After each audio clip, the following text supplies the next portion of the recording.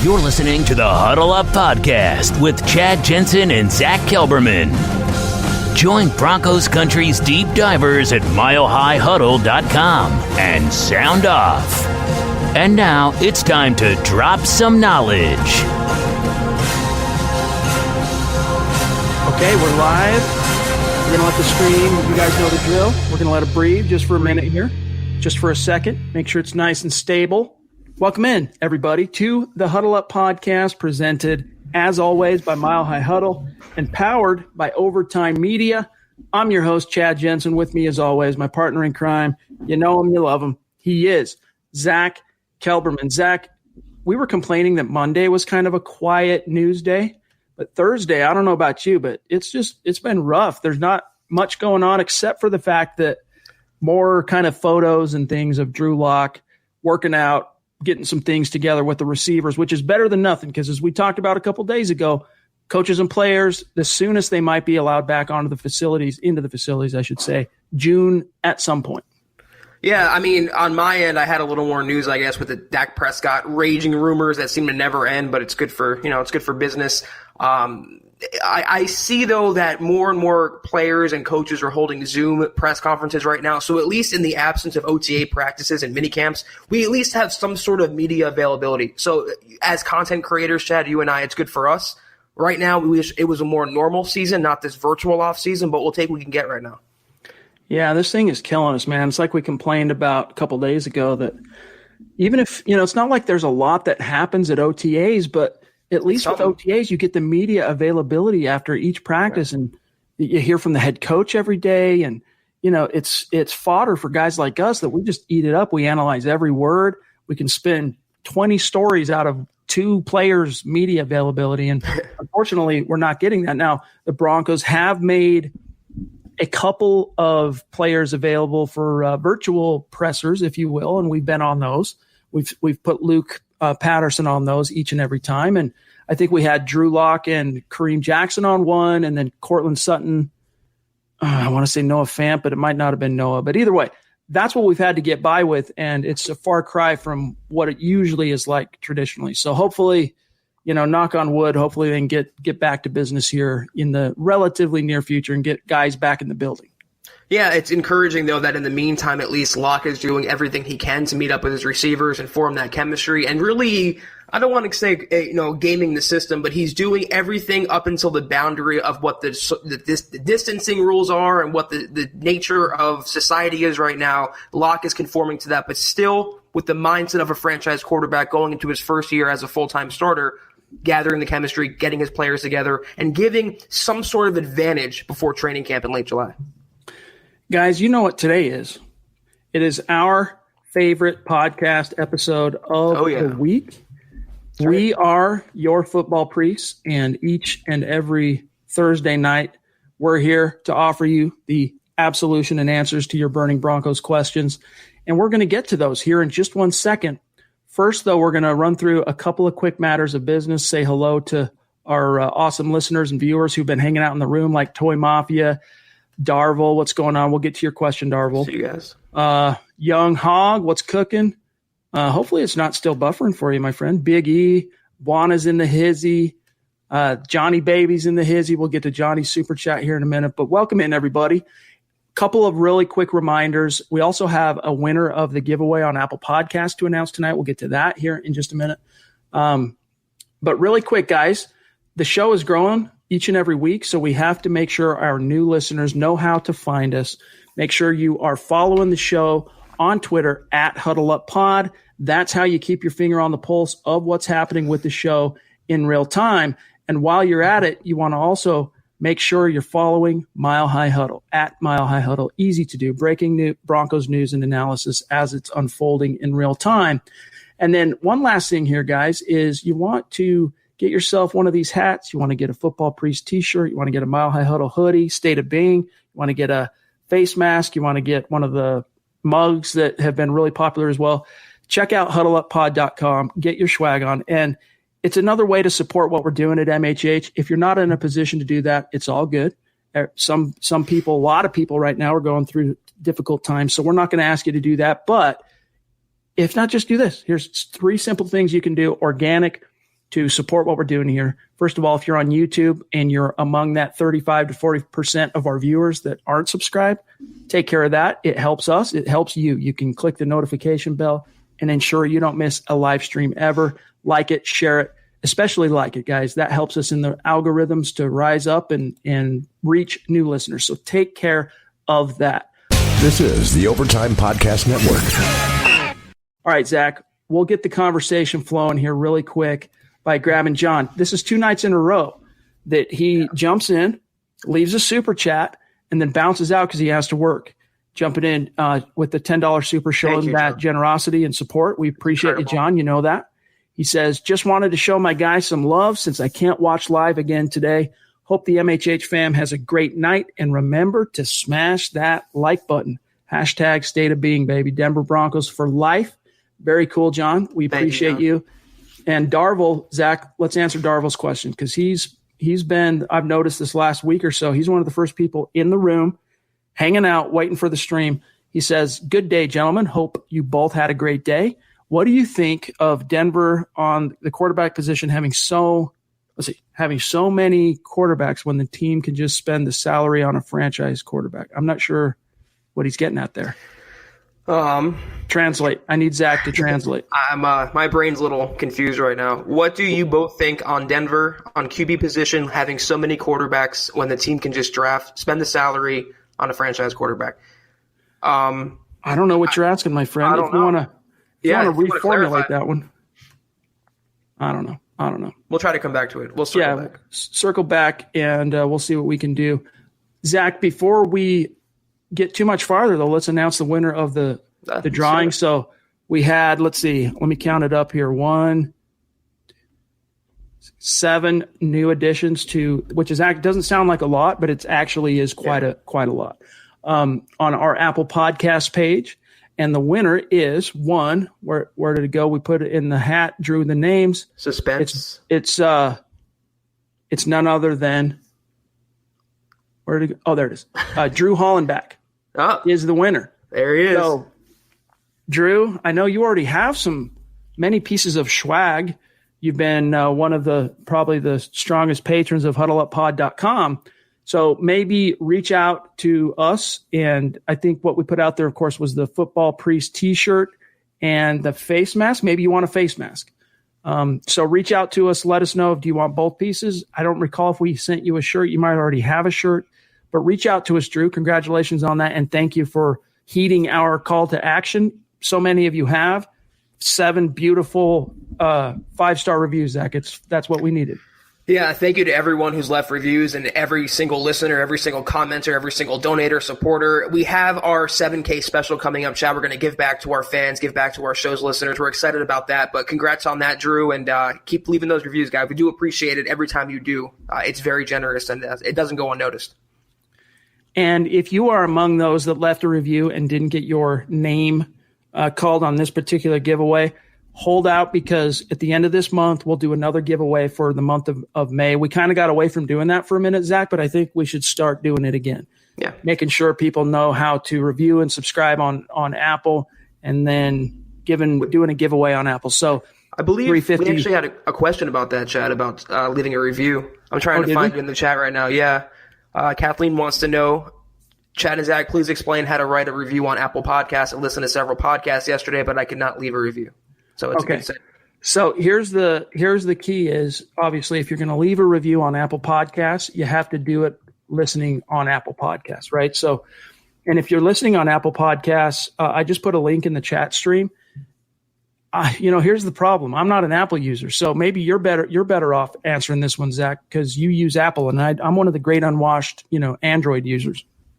Yeah, I mean, if you go to the Apple store, there's a side compartment for podcasts. Apple keeps redeveloping their app store, but if there's a separate thing for podcasts, Apple Podcasts, go on there, search the Huddle Up Podcast, click reviews, add review. It should be right, cut and dry, simple, right in front of you. So we do appreciate anyone who wants to do that on Apple Podcasts. And it can only be done on Apple Podcasts. And there are, if depending on what platform, I should say, you're listening to the show. Now, there's the live stream community.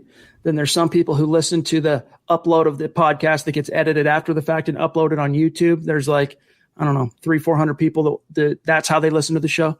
And then on Apple, there's about 10,000 people that listen to it as a podcast. After we re-upload the audio from the live stream, we just download that audio, put a bumper on it, put an intro, put an outro, upload that. And that's what people get on Apple Podcasts, iHeart, Stitcher, Spreaker, wherever, basically Castbox, any Apple or any podcast listening platform, whichever one you happen to listen to outside of the live stream, leave a review, no matter what. Even if it's not Apple Podcasts, every one of them has a little place for you to comment or leave a review, and it all helps us out. So check that out when you get some time. We appreciate it, Kathleen. And Drew, even if you're not in the stream, I haven't seen you yet, but if you're not in the stream and you're listening to this after the fact, reach out to me, and we'll make the arrangements to get you what you need, my friend. And again, thanks for taking the time, each and every one of you on that. And we'll do it again here very, very soon. All right, let me scroll up in the chat stream. Don't want to miss anybody. I wanted to get your thoughts, though, on this Bill Polian comment that came out earlier today. Of course, Bill Polian is the architect of the, you don't quite call him a dynasty because the Bills went to 4 consecutive Super Bowls and, wasn't able to get over the hump in any one of them. So in that sense, they're not a dynasty. Were they a conference dynasty? You could maybe qualify it by calling them a conference dynasty. But nevertheless, Bill Polian was the architect of those teams that went to 4 straight Super Bowls in the early 90s. Also, the Indianapolis Colts, the initial Manning era, I want to say up until about the I can't remember when he stepped down actually as GM, but he's in the Hall of Fame now. And he, of course, was Vic Fangio's one of his bosses anyway, because Fangio was the defensive coordinator of the Indianapolis Colts from 99 through 2001. So 3 seasons. And let me just read you this quote, because Polian appeared today on the Stokely and Zach show on 104.3 The Fan. And of course, Stokely was one of his former players there in Indianapolis. And he was talking about, now this is kind of a dual topic here, Zach. He was talking about why the Broncos, the way this quote came up is he was actually talking about how Drew Lock needs to be in this offense and Pat Shurmur, they need to be able to fight fire with fire and put up points and have some firepower. And while he was kind of waxing poetic on that subject and why it's important, he kind of dropped an interesting thing about Vic Fangio and the Broncos defense. So here's what he said, quote, in the playoffs, late in the season, when the games are really meaningful in the division, you have to have the kind of firepower that can win shootouts. I don't care how good Vic's defense is, and it's going to be really good. It's going to be really good, and it may border on great if he's able to get the right components in place, because he's really an outstanding defensive coach, but you're going to have some shootouts with the Chiefs. That's just the facts. Houston was up 17-0, right? Boom. In a wink of an eye, it was gone. So you have to have firepower across the board, close quote. So yes, the interesting aspect of that, Zach, we can talk quite a bit about it, but the fact that he's saying, look, it's year 2 of Fangio's scheme. It's going to be a good defense. I think it could be a great defense. And Zach, if this does in fact end up being a great defense for Fangio in year 2, these Broncos are going to win a lot of games because this is going to be a significantly improved offense. We know that. We don't know how improved, but it will be improved. I really tend to agree with what he's saying here. The old guard, the old message is defense wins championships, and defense can take you to a Super Bowl. But as we saw last year with Patrick Mahomes, offense nowadays wins the championships. Nowadays, the offense is what puts people in seats and what brings titles to team facilities. It's just the way it goes. You saw it with Lamar Jackson this year, Patrick Mahomes the year before that. You still have to have a good defense, but the best teams now are the balanced teams. There's no coincidence as to why Kansas City finally got over the hump when they improved on defense. They always had the same offense, but they came within one game of the Super Bowl in 2018, and last year they finally made the big game and won because of their quarterback. So I tend to agree. As great as a defensive mind as Vic Fangio is, as great as this defense can be with all the pieces they have in place, it still comes down to Drew Lock taking that next step as the franchise quarterback. And you can hold with the Broncos defense, you can hold Mahomes to 24, 25 points, but you have confidence the Broncos offense, again, can outscore those 24 or 25 points. In years past, it wouldn't happen with the Simeons, with the Lynches, with the Osweilers. Now, with Lock, you can have that. You can meet that. You can defeat a limited Kansas City offense. So I tend to agree with this message a lot. Well, and even think back to those Peyton Manning teams with under Bill Polian and even the Broncos squads. But at any point during Peyton Manning's career, the offenses always got out. I mean, always is an absolute. So often got out to a lead. And what did that allow those defenses to do? Tee off, sell out, really do kind of pin their ears back. Yeah. You had Dwight Freeney and Robert Mathis in Indianapolis racking up double-digit sacks every year. In Denver, it was Vaughn and DeMarcus Ware. Well, Vaughn and Elvis Dumerville for 1 year, and then Vaughn and DeMarcus Ware. And it can have that kind of a positive trickle-down effect on the defense. When the offense is really good, it can take some pressure off them, allow them to pin their ears back and get after them. So hopefully when we talk about balance, right, as a balanced team, a balanced defense, it starts trending that way, because for the last 3 or 4 years, obviously, as we know, well, 5 years really, you can go all the way back to 2015, this defense has been carrying almost all the water.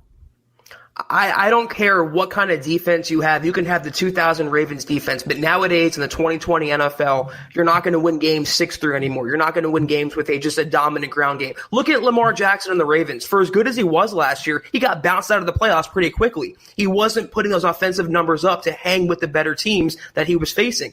It's not just defense, it's not just offense. But what he's saying, Polian's saying, they already have a good defensive scheme in place, but the offense is the question mark. And if they can make that question an answer and Locke can be that franchise quarterback, the Broncos are going to be a scary team. I'm happy at least one more person in the national media is seeing that.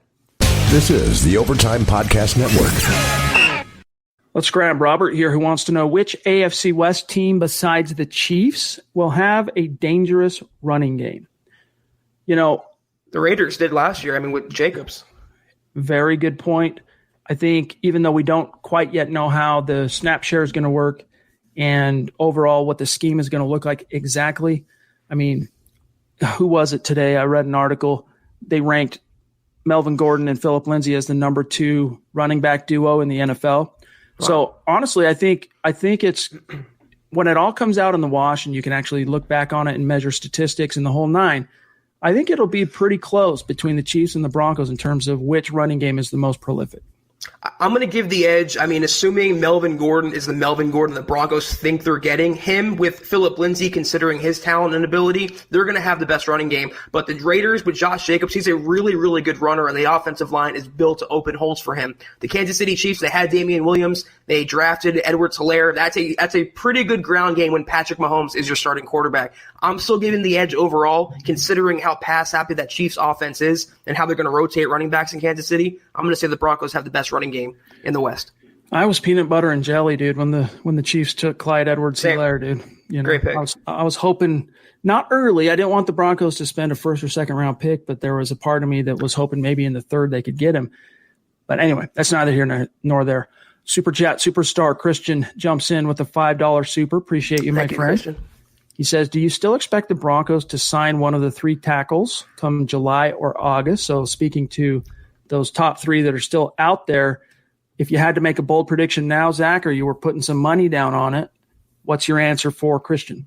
You know what? I'm going to say they sign a tackle, and it's going to happen before July. I'm going to say it happens sometime in the next month or so, 4-5 weeks. I think the Broncos realize now they cannot go into training camp. I'm not going to go on the same spiel I always go on. Everyone knows how I feel, but they cannot go into training camp with just a hobbled Elijah Wilkinson, the sole contingency plan behind their 2 starting tackles. So, yeah, I don't know who it's going to be. It's not looking like Jason Peters. The longer Beachum is out there, though, given his ties to Mike Munchak, it just makes too much sense to not to happen.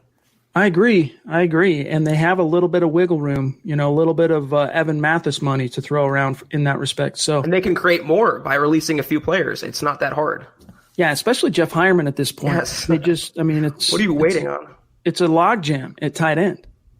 And Jeff Heuerman, solid veteran, but nothing to write home about. You've basically sent the message that you needed to send to this offseason. Basically, these last 2 offseasons, Zach, were an indictment on Jeff Heuerman because first round was Noah Fant last year.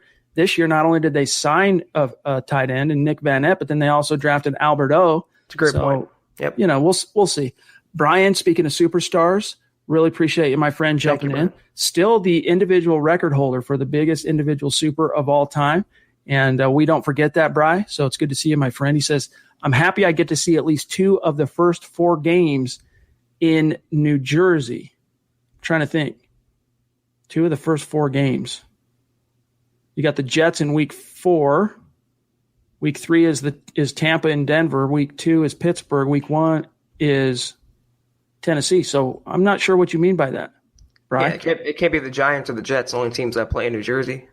Yeah. Bill's playing, obviously, upstate New York. Either way, that's cool, though. If you get to see a game, that's good for you, my friend. Hopefully you can go to the game, if he can get in. Yes. There's fans in the stands this year. We're keeping our fingers crossed on that front. Things continue to seem positive on, not to derail this pod. A lot of people super sensitive when it comes to these things. If you say anything that is not 100% within the orthodoxy, we get just even today, you and I were discussing a tweet. Someone added us. I can't remember who it was, and I wouldn't use their name on this anyway, telling us that literally, if you look at our podcast, Zach, as a pie chart, the sliver of time that we even mention or talk about this issue is so minuscule that it would be less than 99.9% of our show, right? It'd be less than that. So 99.9% of our show, football, Broncos, and that little sliver, it would still be less than that. And dudes trip over us even bringing it up because we're not viewing it through an apocalyptic lens and that everything needs to be shut down from now until, we're gray in the beard. So anyway, Stu jumping in, as always, supporting Mile High Huddle. Zeus McPeak. From the clouds. That's right. And Stu, we're going to be reaching out to you here soon if you have an interest. Not everyone is going to be interested in that, but we are going to be featuring our superstars here on the podcast in a little bit more unique way as we get closer to the season. And so just ask yourself, Zeus, whether or not you want to appear on a live podcast, and we'll be in touch here soon. All right, let's see here. Really appreciate, as always, Stu, the support, my friend. Let me see here. So many awesome viewers in the stream. I see Kathleen's question there. Let's grab Jordan. Oh, Jordan, dude, you need to send us that. You need to send us that selfie you've got in your profile pic, my friend. Rocking the gator. Let us give you some a shout out on MHH social media. So reach out to us, my friend. That's rad. He's got the MHH face mask in his YouTube profile, repping the brand like a true boss. He says, which depth player has the best chance to overtake a starter this season, similar to what Alexander Johnson did last year? Zach, for me, it honestly comes down to Draymond Jones. I think Draymond Jones, it's only a matter of time before he supplants Shelby Harris this year. And it just comes down to whether or not he makes that jump, Jones. And I think he will. I mean, what he showed down the stretch as a rookie really surprised me. And I think Vic Fangio and Ed Donatel, and of course, Bill Collar, that trio of defensive coaches, I think they're big fans of Draymond Jones.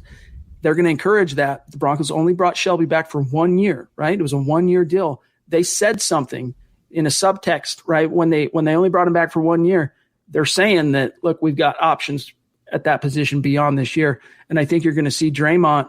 I wouldn't be surprised. This isn't a bold prediction. I wouldn't be surprised if Draymond Jones is starting at defensive end opposite of Jarrell Casey by the end of this season. Perfectly said, and that was definitely my first thought. I'm going to say Sternad, though, for the sake of, to change things up. I think if he can stay healthy, if he can learn the playbook and master that, he will overtake Todd Davis. It's funny that the question mentions A.J. Johnson, because I think Sternad is going to be the dynamic partner that Johnson needs for the long term. So it's only a matter of time before Davis is overtaken. I'm going with Sternad. I love the rookie linebacker. Let's grab Bronx Legend jumping in, super chat superstar bona fide. We've missed you seems like the last couple pods. I don't remember seeing Bronx Legend in the stream. So it's good to have you here for the Mile High Mailbag, my friend. He says, with Michael Ojemudia's smarts and Coach Fangio's evil genius on defense, what are the chances that Michael balls out in year one? That's a really good question. And I think he's, we told you this coming out of draft weekend. We said that Michael Ojemudia is a sleeper to kind of come out of nowhere and steal a starting spot this year, Zach. And I mean, we haven't seen anything that would dissuade us from that in the first place. Nothing's happened, right? So I think there's a good chance he could be a real stud. I think there's a good chance that he's going to break that bad juju Elway has for drafting corners in the third round. I hate to be a stickler, but it comes down to what you define as balls out. Does that mean he records 5 interceptions? He becomes a starter, a Pro Bowler, defensive rookie of the year? I don't think that's going to happen, but he definitely has the highest upside of the cornerbacks that Chad just mentioned, Langley and Yadam. He can be a very, very solid NFL number 2 cornerback, especially in Fangio's system. But I think in year 1, if he can just develop and progress and leapfrog Bosby on the depth chart, leapfrog Callahan on the depth chart, if he can end the year starting opposite A.J. Boye, I think that's a very successful balls out year for Michael Lowe. Balls out indeed. No pun Omar intended. jumping in. Omar jumping in on Facebook. We, of course, don't want to neglect our awesome Facebook audience. He says, "What's up, guys? I want to know your opinions on Nick Wright's predictions of Denver going 3-13. I have Denver at 9-7. Omar, thank you for the question. We addressed this in depth on a previous podcast, but since you asked the question, both of us scoffed at the idea.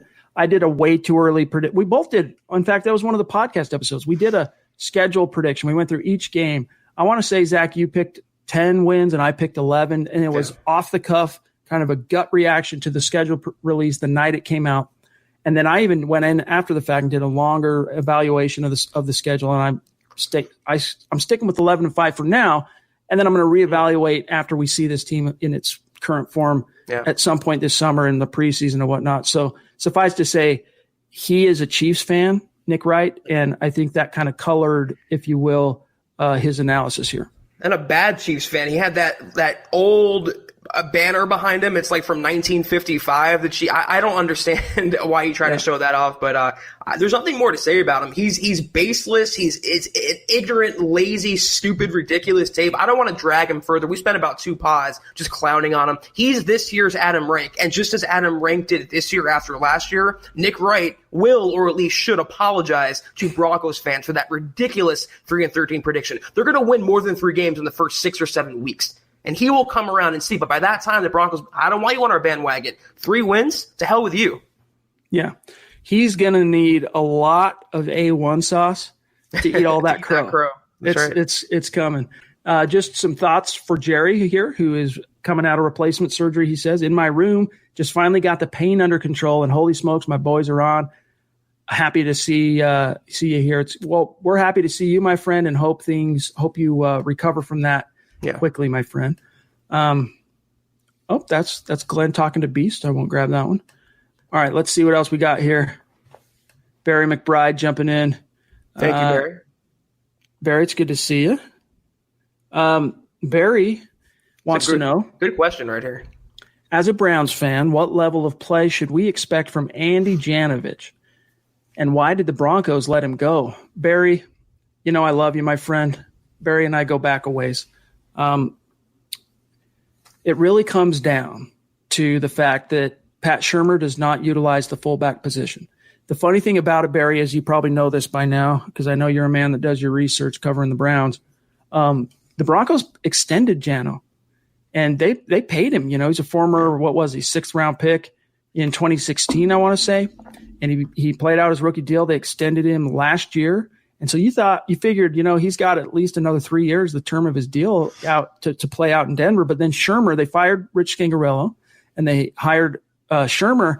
And at that point, I guess they just didn't see a place for that kind of money going to a fullback and a place in the offense. And they had a taker there in the Browns. And so they dealt him. But he's a very good lunch pail type guy that can do a lot of different things. As a fullback, he's really good at ISO blocking, surprisingly good, blowing up a linebacker.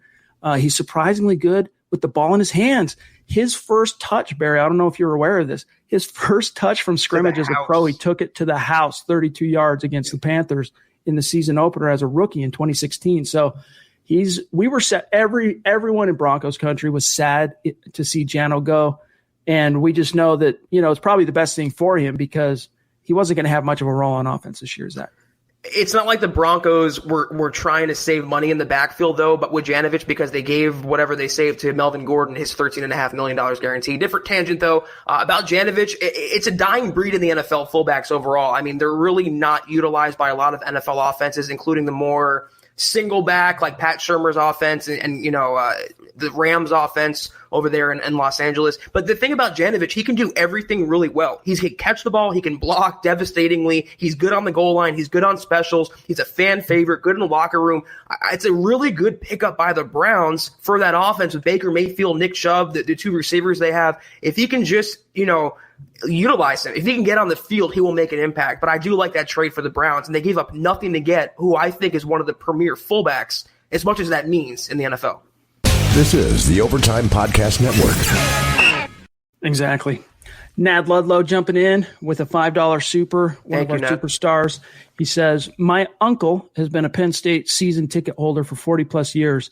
KJ Hamler is one of his all-time favorite Nittany Lions. I'm excited. He's a Bronco. Well, that's cool to hear, man. He's a very exciting, dynamic young player, but he's as exciting and talented as he is, Zach. He's got to work his way up the depth chart. He's got to put it all together as a rookie out on the grass, and that might take him a little time. So don't expect the world necessarily from Hamler out of the gates. Jerry Jeudy, I think it's safe to have a little bit higher expectations immediately. Hamler's, I think it's going to take him a little bit of time to kind of, and the coaches for what it's worth, figure out how to work him in.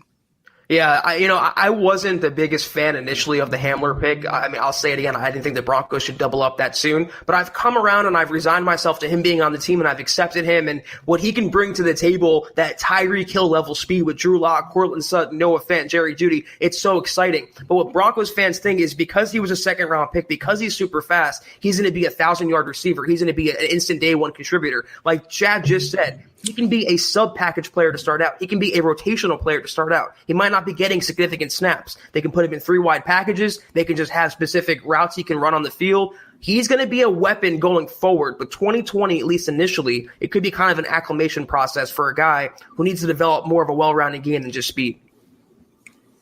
Norman Hall jumping in with a $5 super. Thank you, Norman. Thank you, Norman. And if you're on Twitter, make sure you reach out so we can connect and shout you out after the show, my friend. He says, love the show. I started listening to you guys since the start of last season and haven't stopped. Awesome.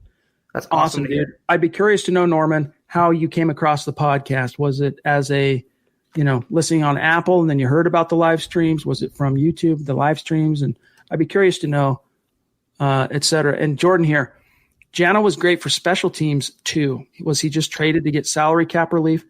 That was part of it, but it wasn't the predominant, factor. It was they didn't have need of a fullback. And if you're going to use a fullback in any way, if you're going to retain one, you're not going to be, a top 5 paid fullback. And, it's just a waste, unfortunately. So, we all wish that the Broncos were made up of 11 Janos or 22 Janos. Yeah, that's right. Old Bronco Levo. The thing, though, is the Broncos were incentivized because they got something in return for him, though. I just mentioned fullbacks being a dying breed. The fact they got any compensation, even future compensation, they're like, okay, we're going to probably cut this guy anyway. He's not going to have a role. We'll get something while we can for him instead of, chopping him for nothing.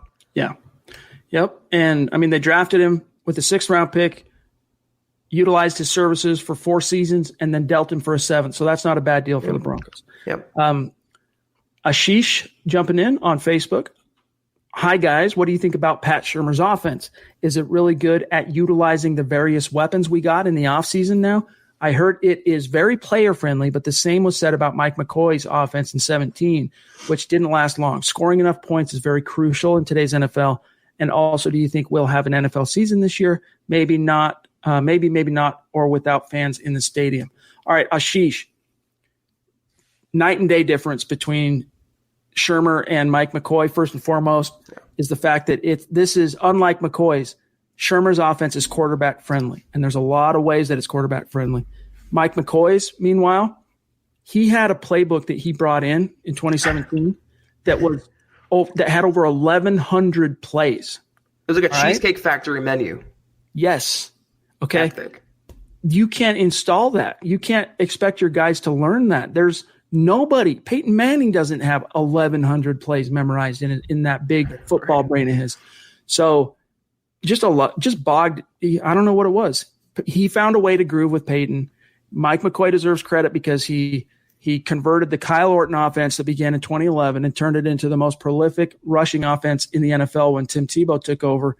And then the very next year, he converted it into the Peyton Manning, Mike McCoy hybrid offense. And that's what got him a head coaching job. But he just, I don't know, he changed, dude. He lost the plot, whatever it is. He forgot how to keep it simple for guys. And in the case of Shurmur, you don't have to worry about that. But one of the other similarities, Zach, both more spread-oriented schemes. I think Shurmur, though, has a little bit more of an emphasis on 2 things different than McCoy. One, vertical attack. Two is passing the ball to running backs out of the backfield. Yeah, it's a good point you brought up with Shurmur's playbook. It's part of the reason he was fired is because he was overloading the players. He was making it too complex, and they brought in Bill Musgrave as his replacement. And the first thing Musgrave did was cut down that playbook to something super thin and easily digestible for the players. McCoy was an awful pairing to begin with someone like Vance Joseph, a rookie coach who we come to know was way in over his head. McCoy was resting on his previous laurels in Denver and in San Diego with the Chargers. Shurmur's offense, the best way to put it, it's vertical, it's aggressive. Shurmur has bona fides as a quarterback whisperer. He's really, in a lot of ways, the opposite of Mike McCoy. He's a little more proven, in my opinion. He's done more over more stops. And that's the biggest thing the Broncos hired him to be. That quarterback whisperer for a lock who can also call plays with the best of them. Like a Norv Turner. Awful head coach, really good coordinator. The Broncos got a good guy. And as you said, just more proven. He used his coordinating to get him his first head coaching job with Cleveland and completely botched it. He was not a good head coach in Cleveland, but because he's a good coordinator, he landed on his feet, put in a few more years as an OC, and then because he did a good job in Minnesota with Case Keenum that year, got another head coaching job. So kind of similar to Wade Phillips in that lousy head coach, but a brilliant coordinator. And he has, unlike Mike McCoy, who I believe is still out of the NFL, isn't he? I'm pretty sure he's still out of the NFL. Pat Shurmur, of course, has he was in high demand. That's what changed for Vic Fangio at the end of the season when he was asked, do you foresee any coaching changes on your staff? And he said, no. 2 weeks later, Scangarello's fired. Why? Because the Giants fired Shurmur. And Fangio had to act if he wanted Shurmur because there were at least 4 or 5 other teams that were trying to recruit and hire Pat Shurmur. So Fangio parted ways, and the rest is history. King Hicks, and by the way, yes, we do believe there's going to be a NFL season. One way or another, there will be. This is a bold prediction. I don't even think it's all that bold, Zach. There will be an NFL season of some form. Might not have fans in the stands in some states. Might not. It could end up being slightly delayed, could end up being slightly truncated. So instead of 16 games, it might be like a 12-game season or whatever. But there will be football, not only at the NFL, also college. Count on it. King Hicks jumping in, $5 super. Appreciate you, my friend. Bonafide superstar. He says, shout out to my MHH family. Hope all is well and everybody's staying healthy. Work's been kicking my you-know-what. This community is life. Hashtag happy hour for me. Well, right on, King Hicks. You're on the supply chain, so we appreciate you keeping those Amazon orders rolling, keeping everybody's shelf stocked one way or another. So we appreciate you, my friend. I had to look up Mike McCoy, though, Chad, to see what he's doing because I didn't know. I thought to myself he was the coordinator with the Cardinals, and I was right. He was the O coordinator with the Cardinals in 2018, and he interviewed for a spot with the Panthers this offseason, didn't get it. That's the last we heard of. I think he's done. I think he's milked that. Right. That well. I remember after the Broncos fired him, he languished, and then that one year head coach, who was it that preceded Cliff Kingsbury, only got 1 year at the table. Anyway, that's who he hired to be his OC. Was Steve Wilkes? Yes, thank you, Steve Wilkes. And then when he was jettisoned, Mike McCoy's just been sitting out there, dude. He's used up, washed his way. The NFL doesn't believe works anymore. So Ron Dubb jumping in, one of our superstars with a very generous super. Thank you, Ron.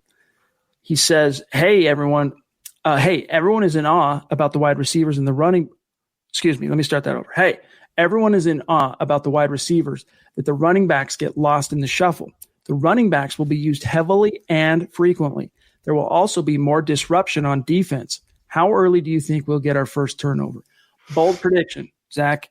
Week 1. Last year it took 4 weeks. It'll be week 1 this year. You'll see that be an emphasis. And, thanks again, Ron. Every team has, ebbs and flows of good and bad juju. And for whatever reason, that first month last year on the schedule, Murphy's Law just had its boot on the Broncos' throat. What could go wrong went wrong. And, conversely, when you come out of that, it kind of opens teams up to good, positive karma, so to speak. And I think in that case, this is a very esoteric take here that I'm making. But for that purpose, I think you're going to see the defense be kind of rewarded for the depths of their depredations early on last season. Not only is it coming in week 1, I'll take it a step further. It's going to come in a strip sack by Von Miller, reintroducing himself to the NFL, probably in the first half of the game, getting the crowd going. Tannehill has no chance coming off play action. I think that's when it's going to happen, week 1. Glenn, this particular article, he's wondering who the number 1 running back duo was. I mentioned that in this article, it was Lindsey and Gordon were listed as number 2. It was the Browns. So Nick Chubb and who's the other guy? Anyway, the Browns duo, for what it's worth. The other name escapes me. Who is the other guy? Yeah, I can't think of it either. Kareem Hunt, right? Isn't it him? It was last year, but I don't know. I'll find it here in just a minute. I'll answer that for you, Glenn. Chris L jumping in. Appreciate you, Chris. Reach out if you're on Twitter. We'll connect and shout you out after the show. Appreciate your support. He says, what would Von's next contract potentially look like? Ooh, that's a good question. Well, DeMarcus Ware he was one of the highest paid defensive players in the league circa 2013. Didn't want to take a pay cut. Cowboys cut him. And I think Von, because DeMarcus Ware is his close friend and mentor, I don't know, maybe Von will take a different approach when that time comes and the Broncos come knocking, whether it's to extend him on a new deal or if they ask him to take it less because he's not the same player he was. I don't know. But I think that point is coming sooner than later. Zach, what's your answer for Chris? I think, like I said in the past, it's going to be determined by this season. Obviously, Von had a really down year last year. It was probably his worst season statistically since his injury-marred 2013 season, I believe it was. Mm-hmm.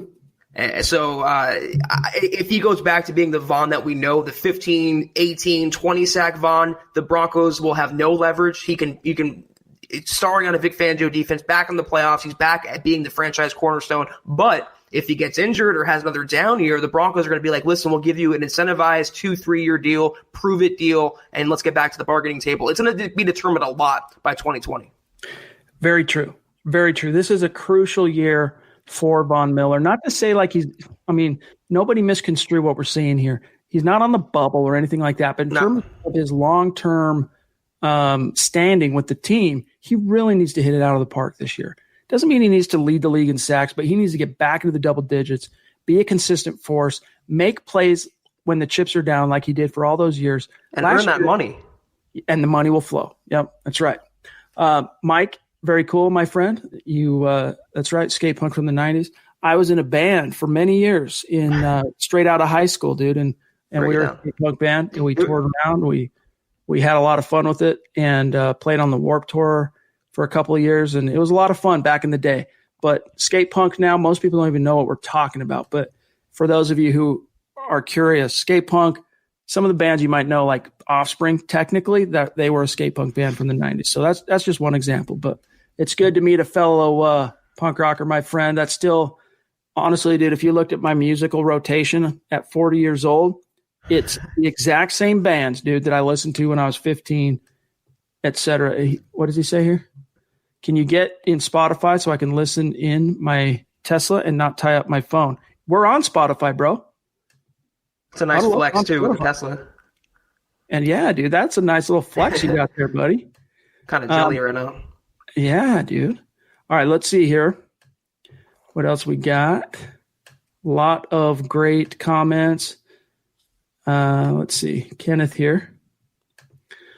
I was like Zach and initially wasn't happy about the Gordon contract, but the more I think about it, the more it grows on me to have a fresh back to close games out and grind out playoff games. I mean, at this point, Zach, that's the best thing to do is just try and get behind it, but it's hard to rationalize because of what it meant for Philip Lindsay, especially. For me, to this day, it still sticks in my crop.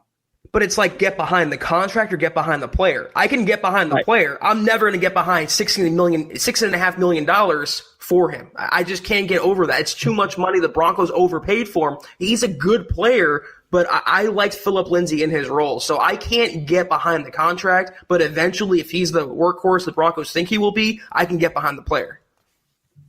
Ricardo jumping in with a what is Brazilian currency? I don't even know, but appears to be a very generous super. Thank you, Ricardo. He says, "What's up, guys? Greetings from Brazil. just want to congratulate the entire MHH family for the phenomenal content you guys put out. Also, congrats on your new column, Zach. Thank you, Ricardo. That's awesome. State of being. And it's always extra credit, Ricardo, when you spell Zach's name correctly. He doesn't miss that.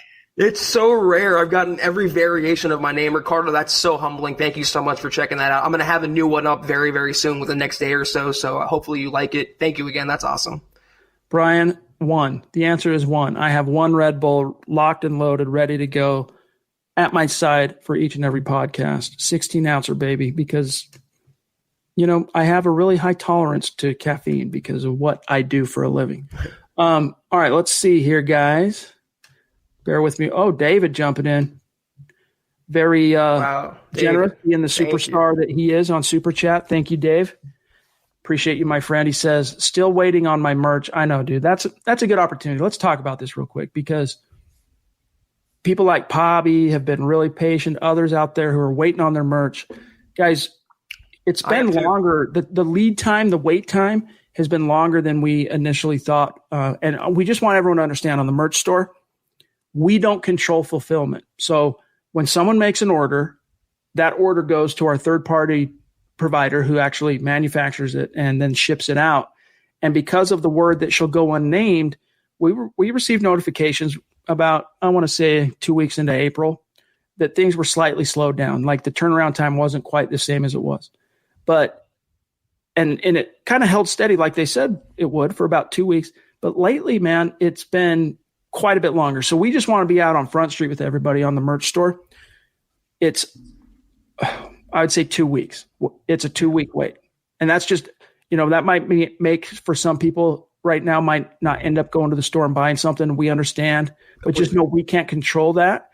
Your order will get shipped out. It's just that company is operating on a fraction of the manpower, if you will, that they were before the bug hit, we'll say. So just show some patience. And David, I'm sorry you're still waiting, dude. It's coming, I promise you. We checked on that actually earlier today. Zach was on there looking at it. So we appreciate your patience, my friend. Let me just say, though, full disclosure, Chad, sorry to interrupt you. I ordered something myself. I ordered a neck cover on May 5th, and I'm still waiting for it to be fulfilled. So we understand if this discourages anyone from buying a neck gaiter or buying a product from the store, but we don't control the turnaround times, and we give you guys the info that we get as soon as we get it, and we'll be completely transparent with that.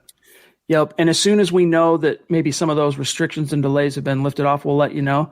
But again, you can still order. You can still go. We just want to be up front and make sure you understand it's probably going to be about a 2-week lead time for it to ship and then the road time. So just keep that in mind. David says, thanks, guys, for being our link to the Broncos. Do you guys think we will add any depth at defensive end?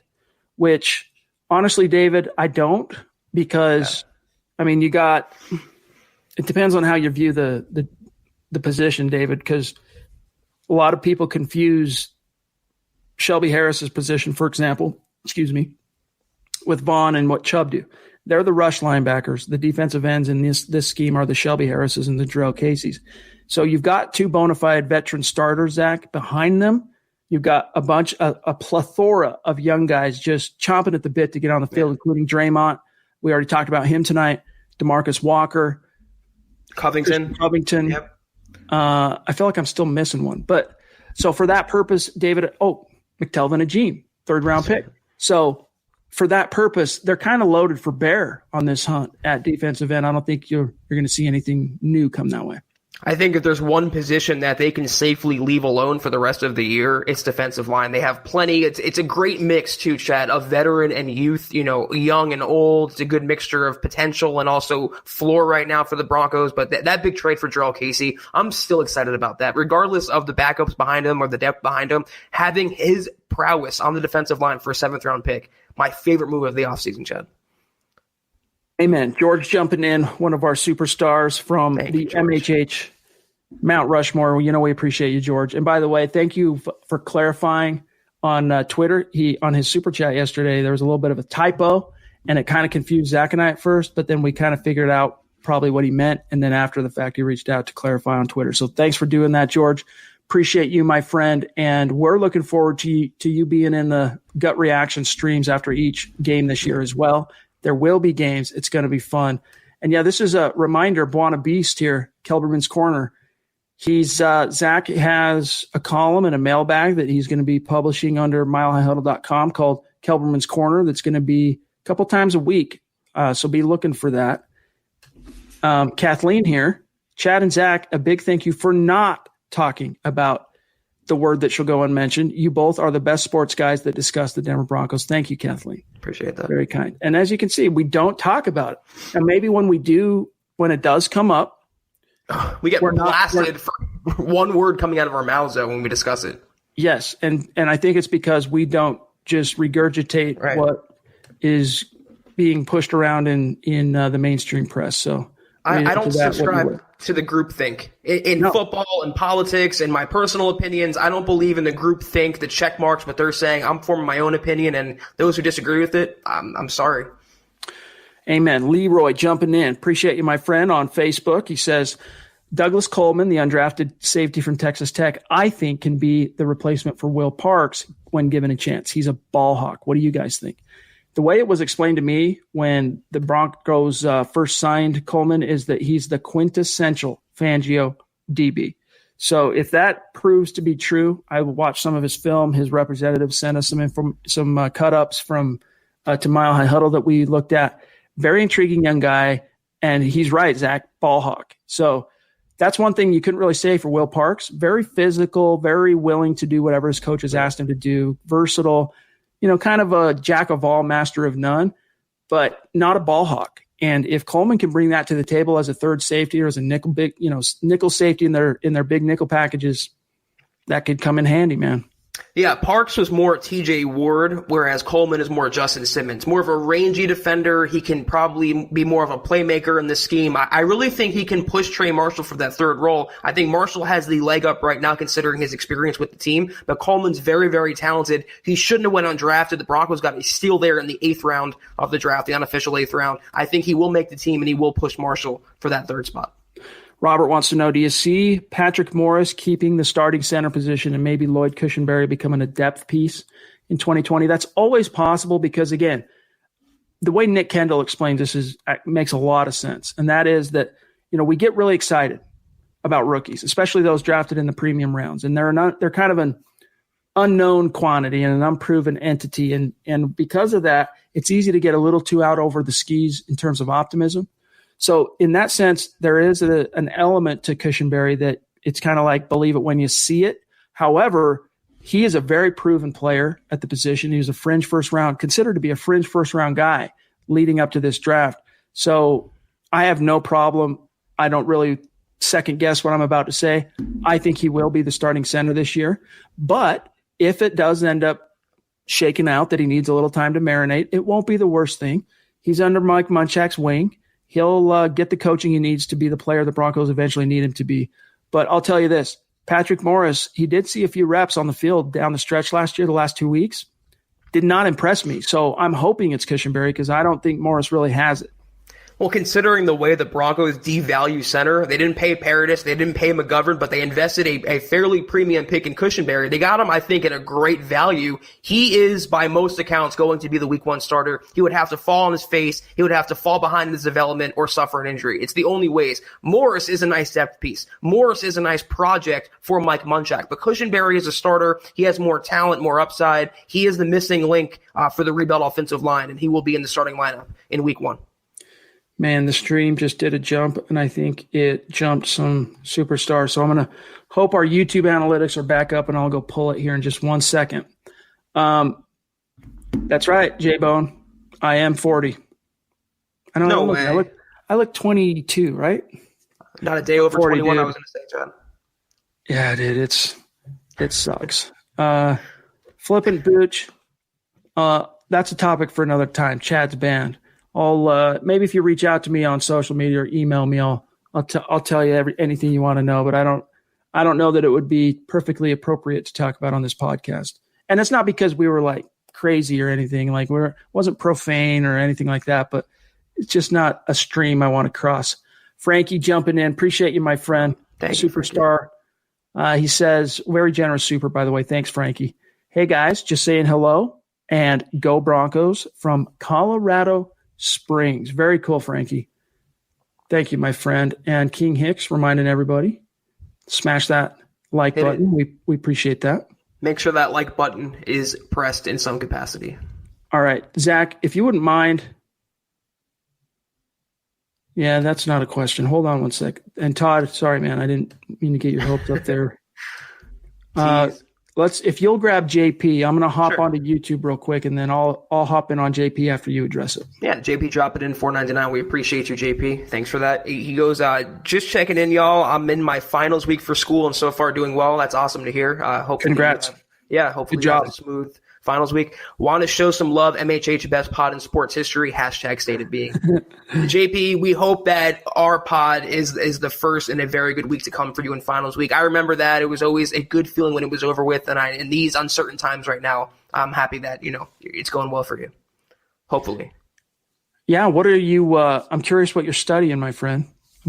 Let me know. And by the way, Buona Beast and Zach can confirm this, but literally right before we went live on this podcast, I was working on my double stroke rolls.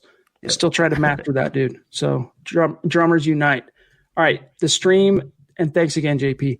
The stream did unfortunately skip many of our bona fide superstars. So let me paste them in here. We don't prefer to do it this way, but thankfully the analytics are back up so we can actually have a place to grab them when it does this. But of all the people the stream has to skip, it's the queen. It really irritates us when it's the queen of MHH. So thank you, Christy. We appreciate it. She says, gonna miss Andy Janovich. Me too. I agree, man. It's a bittersweet situation. Maybe more bitter than sweet. We'll all miss him for now, but if I should say not when Melvin Gordon's reeling off, 60-yard runs, we're not going to even think about Janovich, but a good player while he was here. And I really think, again, it was a good pickup for the Browns, a sneaky good pickup for that running game. All right. We are at about 56 minutes, and we can go a little bit over tonight. It's all good. It's the mailbag. It is the Mile High Mailbag. We are your football priests. You know this. KP, Big Kev, jumping in as well with a $5 super. Thank you, Kevin. He says, smash the like button. Love the show, fellas. Florida strong, # state of being. KP, you have become just so consistent and, awesome. See, this is where it comes in hand having Buona Beast in the house. Appreciate that, dude. Kev, you should email us, milehighhuddle@gmail.com. And give us your personal deets. Let's get you out tell us what your T-shirt size is, and let's get you out a Football Priest T-shirt, dude. Little thank you for how consistent you've been in your support, my friend. We really appreciate that. Yeah. Buona's let me know it did skip. Okay, so Glenn, let me grab Glenn real quick. Where did it? Sorry, bear with us one sec, guys. Well, I'll just kind of march through 1 second here. Let's grab Terry. You know who it is, ladies and gentlemen. It is the man up in the frozen tundra of Canada, proving, as always, that Broncos country is not a geographic location. It's a state of being. He's just showing the love, Zach. Doesn't have a question, not really trying to say anything other than showing the support. State of being, Broncos world. And we appreciate you, my friend. I don't know if Canada has a Mount Rushmore or a similar, structure, but he's definitely up there. All right, let's. Here's something James is bringing up. Interesting. NFL Europe increased its shipping times for merch, for jerseys and whatnot, due to the current situation until the end of August. Wow. Yeah, our lead times are not that gnarly. Newton, if you want to be a superstar, you super chat. It's only on YouTube, so you got to be watching live on YouTube, and from there, it's pretty self-explanatory in the live chat. We're not going to ask you to do that, but that's how you do it if you're interested in supporting what we're doing here at MHH. Justin brings up, hey guys, why isn't there an MHH Discord? Let's get the best crew on all the platforms. It's funny you say that, J-Bone, because we're coming out with a Discord here very, very soon. Not a lot of information I can tell you right this second, but we have a crack team, a brain trust, working on getting that set up. For those of you who don't know what Discord is, it's kind of tied to, it's a social media, but it's also kind of tied to YouTube and Twitch for streamers and for the communities that are within the channels and the streams. And it's a place where if you're a subscriber, for example, at Mile High Huddle on YouTube or Twitch or Facebook or whatever, and you're a big part of the live stream community, what we're doing here, Discord allows you to keep the conversation going, engage with what we're doing. I don't know. I'm still learning a little bit about it myself, but we're going to have one up here very soon. Yeah. Okay, there it is. Here's Glenn. It did skip Glenn. So just keep that in mind. We have one coming, and it's been a learning process for us, to be honest with you, because we're not big gamers, and we're still kind of figuring out this YouTube thing, as everybody knows. So there is a Discord coming, and when it launches, we're gonna get the word out and get everybody over there. So stay tuned. Glenn, appreciate you, my friend. He says, how many wide receivers do you think the Broncos will keep on the 53, and which ones? The weapons are sick. Hashtag state of being amongst Pat fans. Screw these bad. That's a sweet hashtag. All right. So how many wideouts will the Broncos keep this year? And if you had to make a bold prediction, who are they keeping? My bold predictions, they don't keep 6. I think they go 5. And the last 5, I mean, it's going to be Cortland Sutton, Jerry Jeudy, KJ Hamler. They're locks. I think Tim Patrick is mostly a lock. So it comes down to Deshaun Hamilton. It comes down to Juwan Winfrey. It comes down to Tyree Cleveland. I'm going to give the advantage there to Deshaun Hamilton. I don't think, considering the pass-catching weapons they have at tight end and also in the backfield, they're going to need to carry 6 receivers. They can go heavier in the secondary, offensive line, defensive line. So those 5, I think, are going to be on the 53. I'm going to say Sutton, Jeudy, Hamler, Hamilton. And I'm leaving – honestly, I think it would be unwise to carry 6 this year, but they might have to because it's an embarrassment of riches. But at the same time, they could maybe get by Zach with only 5 and sneak in 2 or 3 onto the practice squad, because there is that new wrinkle where on game day they can call up 2 extra guys off the practice squad, swell the roster to 53 for game day only, and then send 2 guys back down to the practice squad. So if you can access those guys on a game-by-game basis, why would you carry 6? Right. You carry 5, and you just hope that KJ Hamler can be the return guy that you need. There's going to be a lot of receivers regardless on the practice squad. I think Cleveland's a lock to go there. I mean, if they leave off Patrick, or not, maybe not Patrick, but leave off a younger player like Winfrey, he could be on the practice squad. There's going to be a stockpile on the active roster and the practice squad of receivers for Drew Lock. Isaac wants to know, are you guys going to do a Broncos live play-by-play and reactions during games? So as longtime listeners of the show know, our calling card has been the Gut Reaction podcast. In fact, that was the podcast we looked forward to each and every week. Before we turned it into a daily podcast in January of 2019, Zach and I would do the Gut Reaction podcast after every game, and then Nick and Carl would do the preview, the Scout's Eye preview of each matchup. Then when we went daily, we still did the Gut Reaction, and Nick and Carl did the preview, so to speak. We maintained that Gut Reaction through the live streams beginning last year. It was great. We plan on continuing that. But Zach, a lot of our listeners want us to actually live stream while the game is going on, and it's something that we're considering. But in no way, shape, or form would it be us on screen and you seeing the game also on our screen. It would be like it is now, where it's just our faces on screen. We're watching the game. You're watching the game. Right. We're talking about it together. We're considering doing that, but it's very time-consuming, and we also have a lot of responsibilities content-wise during the games. Articles, if a player gets hurt, we got to get that news out. Quotes, we have our open thread at milehighhuddle.com that we have to manage. So we're considering all the options. We might do that. I don't know, Zach. What do you think? Do you think we should live stream games or keep it with the Gut Reaction? I think we can test it out in the preseason to see how it works, but what we learned for the draft is we can't have an NFL broadcast on the screen. We can't broadcast that for the podcast. So like Chad said, we can watch it on our own. You guys can watch it. We can react together like a watch party, but we can't have it on the screen with you guys. I'm open to doing it though, maybe for a quarter of a preseason game, just to test it out. I'm always to do more pods, interact with Broncos country. I'm always all for that, Chad. Yes, absolutely. Yep, you guessed it, brother. That was the name of my band, Reverse Mohawk. That was us. No, but anyone curious, you can, I don't know, maybe I'm being a little too guarded about it. It's probably not that big of a deal. Another time, another place, I'll talk about it. Mark here jumping in, bona fide superstar. Good to see you, Mark. He changed his profile pic back because he knows that this is the way. This is the life. MHH. Mark Langley.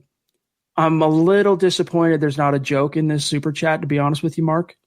This is what we look forward to most when you chime in. What's up, my guys? We appreciate you, my friends. Good to see you. Rocking the State of Being hoodie, rocking the hat like a boss. We miss you, dude. I know. I hope everything's going okay in your neck of the woods. And we, of course, just corresponded recently. But it's good to see you in the stream, my friend. And you let us know anything new on your side of things. Appreciate you, bro. Chris jumping in as well with a super. He says, with some contracts nearing the end, like Sutton, who is getting paid and who is getting a new team? Who do you keep for your nucleus? Well, let's see. So you have 2017 is entering the contract year. So Garrett Bowles, DeMarcus. Who else was 2017? Almost everyone after that's gone, right? It was one of the most wasted draft classes of all time in Broncos history. So I feel like I'm missing someone from 2017. But so the Broncos will have a decision to make on Bowles. I don't think Walker gets re-signed. And then the next class is 2018 next year. Too. The guy you're thinking of. Butt. Oh, that's right. Jake Butt. He's still with the team in a technical sense. We haven't seen him on the field for a long freaking time. So Butt, but he's in a prove it, kind of believe it when you see it type of situation with Jake Butt. But Sutton's a guy that will absolutely get a second contract if he, stays healthy and continues on this trajectory he's on. He will get that second contract. So I think that nucleus, the question really, Zach, the answer is, who is that nucleus? My question on that is does John Elway view Philip Lindsay as a part of that nucleus? Because I would think he does. I would hope that he does. Yeah. Because eventually you're going to have to pay Locke. You're going to have to pay Sutton. You're going to have to pay Fant. You're going to have to pay Philip Lindsay. And I hope they do pay Philip Lindsay because he deserves the money just for what he's done in the last 2 years. Even if he doesn't do much in the next 2 years, those first 2 years, man, he carried this team. And I get it. If he's not producing in the next 2 years, of course, you're not going to pay him. But I hope he does. I hope he does, Zach. How about Justin Simmons? He needs to be paid right now. He's part of that nucleus as well. Cortland Sutton, I'm going to take it a step further. I mean, I'm optimistic. I'm hopeful. I love the guy so much. I love watching him play. He will never see another team's uniform throughout his career. He's going to stay in Denver throughout the entirety of his career, and he's going to end being one of the most decorated and best receivers in Broncos history. I think he has that level of upside. Philip Lindsay on the outside looking in, the Broncos demonstrated their loyalty or lack thereof to Philip Lindsay by not giving him a new deal and then bringing in his replacement and giving him guaranteed salary. I don't know about Lindsay. Locke's going to come up. If he develops into a quarterback, he's going to get a fat contract. Sutton, Fant, like Chad said, Justin Simmons, A.J. Johnson down the road maybe next year if he has another good season. They're going to have a lot of contracts to hand out, but it's a good problem to have, Chad. All right. A lot of curious listeners. Bear with me 1 second. I'll just give you guys – let me see. Yeah, here it is. You guys want to check it out? This is some fan put this together from back in the day that's still on YouTube. You guys can check it out. This was my band. I'll check out Charlie Benante, cover of YYZ. Isn't that a Rush song? YYZ, I want to say. Let me check it out, dude, real quick. That's Rush. Check that out after the fact so I don't bore everybody here. No, Charlie, the band wasn't Butthole Surfers. Terry. Balls good, out. Buddy. That's good. You make us laugh, bro. All right. We're at 1:08, so we do have to start winding this thing down. Here's a good question from Gary. Gary's a good friend of mine and a longtime listener of the show, supporter of MHH. He says, every team has a weak link, and you're only as strong as your weakest link. What do y'all think is the Broncos' weakest link? Zach, you answer first. Number 72, That's by far and away the left tackle, being the second most important position behind quarterback, and Garrett Bowles is a left tackle. I mean, that is by far and away the weakest link on the Broncos. They've really repaired and replenished the roster. They stocked the cupboard. They built around their franchise quarterback. But Garrett Bowles, to me, Chad, I don't see a bigger link or weak link than him. I feel a little bit better about corner, but cornerback to me, I think, is just because of how unproven the room is outside of Bouye, you can barely say that Bryce Callahan is proven. He had one really prolific year, ended in injury, and we haven't seen him on the field since. So for me, I'm going to say cornerback, but I do share Zach's sentiment. I'm worried about offensive tackle because you know how you're one injury away with Juwan James from Elijah Wilkinson out there at right tackle again, and Garrett Bowles. We just need to see it in action. So every team, as you said, though, Gary, has a weakness. The Broncos are – every team in the league has at least one glaring issue, and hopefully they can it doesn't end up biting them in the rear end. BNS wants to know, what do you guys think of Cordy Glenn or DeMar Dotson as possible offensive tackle backups? I don't mind the idea of Cordy Glenn, but I would still prefer Jason Peters or Beachum. Yeah. DeMar Dotson, he washed out in Tampa Bay. He's really a boomer bust tackle. Cordy Glenn, Kelvin Beachum, Jason Peters, they're all starting caliber guys who you can get as your swing tackle in an ideal scenario. So any of the three, I'm okay with this at this point, Chad. All right, let's see. Indeed, Christy, 40 is the new 30. All right, we're hitting. I want to make sure we Justin here. Chad, I've got years of Discord server management experience. I'll hit you up on Twitter. Yeah, dude, hit me up. I could use some help.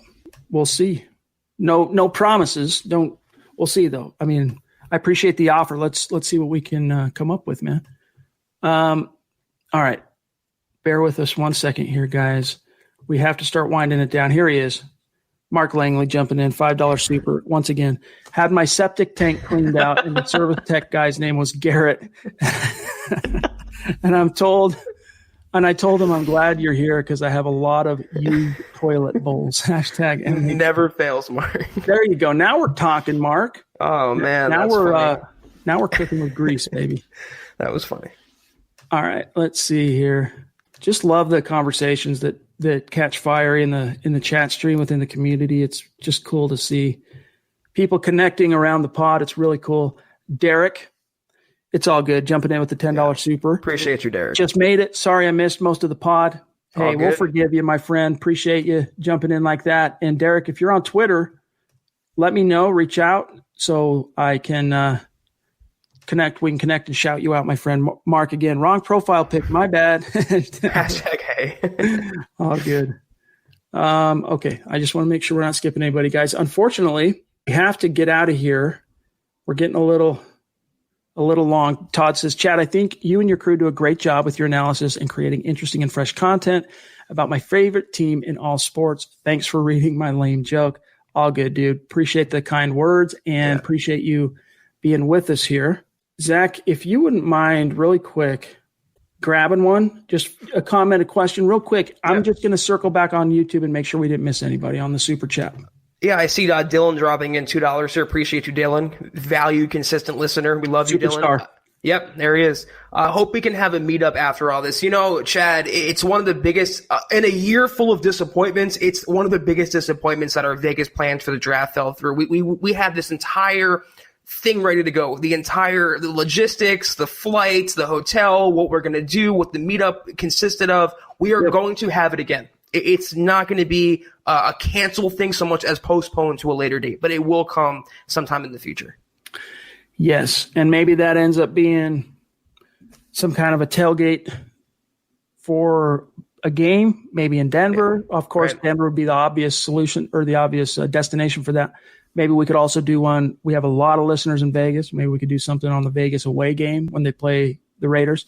Good point. So we're going to be striving to put stuff together. And that's one of the cool things about your support, this organic support that has come from Super Chat from the YouTube community is financially it's going to give us options to do that kind of cool stuff where we can organize meetups and do things. Whereas, you know, just working off what we do with the written content at the website might not have been feasible to just drop everything and, put together a catering event and rent a room or, section off a tailgate and provide food and drinks and stuff for a get together now and travel nevertheless for if it ends up being a Vegas trip or whatever. So you guys organically supporting the show the way you do gives us those options, my brother. This is pretty funny, though. If we had a meetup, every time someone says bowls, we all drink, I would have alcohol poisoning in like 10 minutes. So it's not a great drinking game involving Garrett Bowles. Good to see you, Gary, as well. All right, guys. We have to get out of here for now. Thank you for making this Mile High Mailbag as enjoyable as always. And we got to bounce out for the week, but Zach and I, of course, will be back in the saddle Sunday night, 6:15 Mountain, 8:15 Eastern. And in the meantime, there will be a couple of pods from, I believe, Dove Valley Deep Divers Friday night and Saturday night, the usual time, the 6 o'clock local hour, 8 Eastern. There will be a podcast from Eric and Lance. And Saturday, Eric and Lance. And then here coming very soon, we're going to have some news on a new podcast that we're going to be debuting that's going to feature Luke Patterson. So those of you who were on the live streams during the draft, Zach and I have had Luke on the podcast a few times. Yep. And then, of course, Luke was on the draft streams Thursday, Friday, and Saturday night of the draft. So most of you know full well who Luke is by now, but he's going to be debuting his own podcast here very, very soon. He will have a co-host. I'm not going to spoil it or ruin it quite yet. We'll wait till he's 100% ready to unveil that. But that's coming down the pike here very, very soon. So stay tuned for that. But in the meantime, look for Dove Valley Deep Divers to do 2 podcasts again this weekend. And make sure you don't miss it, guys. They need you in the community as much as we need you. So check out those podcasts. Otherwise, Zach, what do you got going this weekend, dude? What are you going to do? The same old Q lifestyle, Chad. I'm going to put together, like I said, I told you off air, I bought a couple bookshelves I'm going to put together. So I'm going to spend my weekend being, productive and hopefully the time passes a little faster. But I was thinking to myself, it's crazy how fast this week has gone for us. I mean, I remember just potting on Monday and it's already Thursday, the last pot of the week. It's just crazy how much it flies. And it shows you how much we look forward to it every single day. Yep. Time flies when you are having fun and you guys make it a blast for us. So thank you as always. A couple of quick reminders as we're getting out of here. Make sure you're following the pod on Twitter at HuddleUpPod. And then also don't forget to like this video, whether you're on YouTube, Twitch, Periscope, Facebook, wherever you're watching this thing, make sure you like it before you bounce on out. You guys have no idea how much that helps us. And then follow on Twitter at Mile High Huddle. My partner here at Kelberman NFL on Twitter, and myself at Chad and Jensen. Shout out to Buona Beast for helping out as always. And we'll see you guys on the other side on Sunday night, 6:15 Mountain. For Zach, I'm Chad. We'll talk to you guys then. You've been listening to the Huddle Up Podcast. Join Broncos Country's deep divers at milehighhuddle.com to keep the conversation going.